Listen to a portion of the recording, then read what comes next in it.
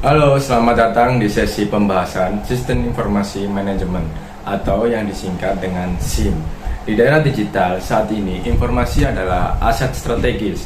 SIM bukan hanya sekedar sistem, tapi fondasi penting yang menghubungkan data, proses, dan keputusan di seluruh organisasi. Dalam video ini, kita akan melihat bagaimana SIM bekerja, mengapa ia krusial, dan bagaimana penerapannya bisa mendorong kinerja dan efisiensi perusahaan. Mari kita mulai. Pengertian Sistem Informasi Manajemen atau SIM.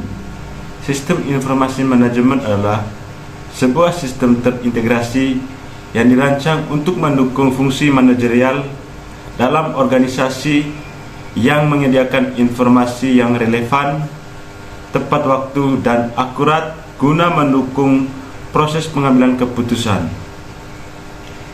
SIM menggabungkan konsep-konsep teknologi informasi, manajemen data, proses bisnis, dan perilaku organisasi. Tujuan utamanya bukan hanya memproses data, tetapi mengubah menjadi informasi bernilai yang dapat digunakan oleh berbagai level manajemen. Ciri-ciri sistem informasi manajemen. Ada beberapa karakteristik utama dari SIM, yaitu 1. Berbasis komputerisasi dan otomatisasi proses.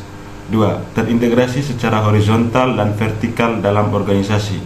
3. Fokus pada penyediaan informasi untuk perencanaan, pengendalian, dan evaluasi. 4. Memiliki mekanisme input, proses, output yang jelas. 5. Didukung oleh prosedur, standar operasional, dan governance data. Komponen Sistem Informasi Manajemen. SIM dibangun di atas 5 komponen fundamental. 1. Hardware. Infrastruktur fisik seperti server, workstation, perangkat jaringan. Yang kedua, software. Sistem operasi software, aplikasi, dan perangkat lunak analitik. Yang ketiga, database. Tempat penyimpanan data yang terstruktur dan terorganisasi. Yang keempat, people. End user, manager, analisis sistem, dan administrator. Yang kelima, procedures, protokol, workflow, dan mekanisme pengendalian operasional. Klasifikasi dan jenis SIM. Berdasarkan tingkat manajemen dan fungsionalitasnya, SIM dapat dibagi menjadi 1. Transitions Processing System atau TPS, mencatat transaksi rutin, misalnya penjualan, pembelian period. 2. Management Information System atau MES, menyediakan laporan periodik dari data TPS untuk middle management. Yang ketiga, Decision Support System atau DSS, menggunakan model analitik dan data historis untuk membantu keputusan semi terstruktur. 4. Executive Information System atau EIS, sistem dashboard berbasis KPI untuk eksekutif tingkat atas. 5. Enterprise Resource Planning atau ERP, integrasi menyeluruh antara fungsi SDM keuangan, logistik, produksi dalam suatu sistem. 6. Customer Relationship Management atau CRM, dan Supply Chain Management atau SCM juga menjadi bagian dari ekosistem SIM modern. Fungsi strategi SIM dalam organisasi. Peran SIM kini bukan hanya sebagai alat bantu administratif, tapi sebagai aset strategi. SIM berfungsi untuk 1. Meningkatkan kecepatan dan kualitas pengambilan keputusan. 2. Meningkatkan efisiensi dan efektivitas operasional. 3. Mendukung perencanaan jangka panjang melalui prediksi berbasis data. 4.